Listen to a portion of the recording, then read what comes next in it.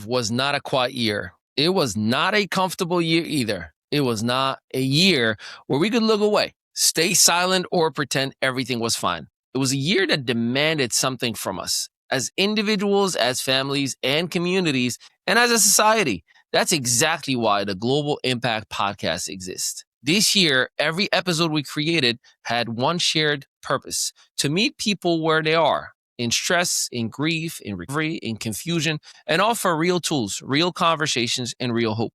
Today's episode is not just a recap, it's a reflection, a record of what we have faced and how we chose to respond. Segment 1: the state of mental health in 2025. One of the dominant themes across multiple global impact episodes this year was mental health crisis intensifying in real time. We talked openly about rising anxiety and depression across all age groups, including myself. Youth mental health emergencies becoming totally normalized, families struggling silently while still functioning, and as your host, Ali Mehdaoui dealt with a whole lot of that too. We cited data, we referenced studies, but more importantly, we humanized the actual numbers. We acknowledged that mental health in 2025 is not a fringe issue. It is the backbone of public health, education outcomes, workforce stability, and family structure. And we made one thing absolutely clear throughout the year: mental health is not weakness. Mental health is simply maintenance. Segment 2: financial stress, holiday pressure, and invisible burnout. One of the most impactful episodes this year that got us a lot of feedback focused on financial stress, especially during the holiday season. We broke down how inflation affects emotional regulations, why financial pressure increases substance use and relapse risks, and the link between money anxiety and family conflicts. We also discussed shame cycles around providing, the pressure to keep up with the Joneses, the appearances, if you will, why people feel guilty for struggling, and we did something critical. Not only we offered resources, but we offered platitudes. That episode alone, by the way, became a reference point for not only parents, caregivers, working professionals in the mental health industry, people in recovery, because sometimes what people need the most is to just hear you are not failing, the system is simply heavy.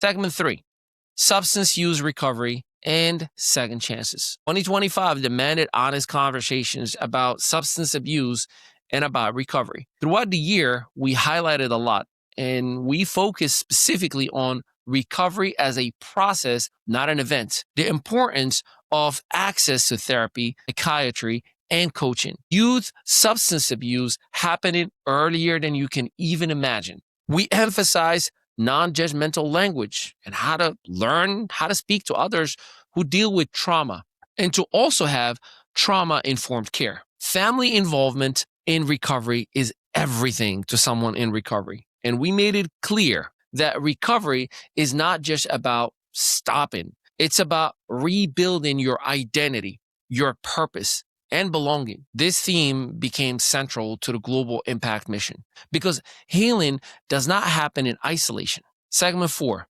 community, connection, and prevention. Another through line across every episode this year was community involvement as a tool for prevention. Believe it or not, we reinforce that isolation accelerates crisis. Connection slows it down.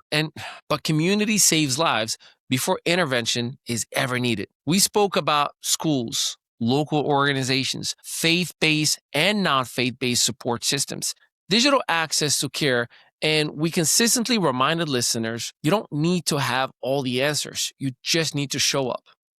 Segment 5: access to care and the Global Impact Wellness Model. Throughout 2025, we positioned Global Impact Wellness not just as a service provider, but as a solution to access gaps. We discussed virtual and in-person therapy options, psychiatric care availability, coaching as a bridge between crisis and growth, support for ages 8 and up. We highlighted the importance of early intervention, ongoing care, meeting people where they are, not only geographically, but also emotionally. And we reiterated this core truth all along. Help should not be complicated. Healing should not be out of reach. Segment 6, the hard conversations we didn't avoid. 2025 required a whole lot of courage. We didn't avoid difficult emotions, uncomfortable truths, topics that people are afraid to say out loud. We addressed burnout, anger, grief, hopelessness, and the quiet exhaustion that so many people carry daily. Because pretending everything is fine has never healed anyone. So goodbye 2025 and hello 2026. And as we close this final chapter on 2025, it's important to pause, not to rush past it, not to gloss over it, but to honor it. This year asked a lot of us. It asked us to be stronger than we felt, to hold space for others while quietly carrying our own weight, to stay present in the moment where walking away would have been a whole lot easier. And yet, we're still here. Not unchanged, not untouched, but wiser, more aware, and more connected than we were before. 2025 taught us that healing does not always look like progress on a chart. Sometimes it looks like survival. Sometimes it looks like asking for help. Sometimes it looks like simply not giving up, to be honest with you. And that matters. As we step into 2026, we do so with something powerful, perspective. We carry forward the lessons that we've learned. We release what no longer serves us. Just let it go, flush it, and move on. And we make room for a year rooted in intention, compassion, and possibility. 2026 is not about perfection. It's about alignment. It's about choosing care over chaos, connection over isolation, and hope over fear. To every listener, to every family, to every individual walking their own journey, thank you for trusting us. Thank you for listening to us. And thank you for being part of this community. As we say goodbye to 2025 with gratitude, as we welcome 2026 with open hearts, here's to the new year, full of healing. Here's to a new year, full of growth. Here's to a new year of impact. If you or someone that you love is navigating mental health, having challenges with it, or even with recovery, or life pressures in general, support is available to you. Visit globalimpactwellness.com because healing does not end with the year. It continues with the next step. Global Impact Wellness. Care you can trust. Happy New Year. I just want to say to you that sometimes when life show up and we feel depressed, we angry, we frustrated, we confused, we having suicidal thoughts, we dealing with mental health issues, challenges, and demons. I want you to know that I've been there. I'm that person. I had them issues. I had them challenges. I went through all of those struggles, man, to try to get my mind clear, get my spirit right, get my heart right, man, get focused back on life. And it took me having to go to treatment, man. I had to go away to treatment where I went to groups and I went to counseling and I went to therapy. I went to mental health counseling. I had a psychologist. I took medication, because at one time, man, suicide seemed like the opportune way to fix the mess that I had made in my life.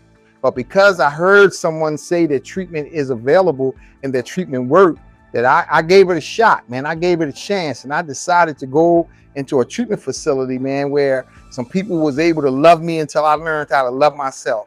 And through that, man, I went to school. I got educated about the disease of addiction, about mental health.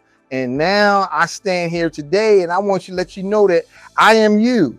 And I stand here today, man, and I am so proud to be a part of the solution and not the problem.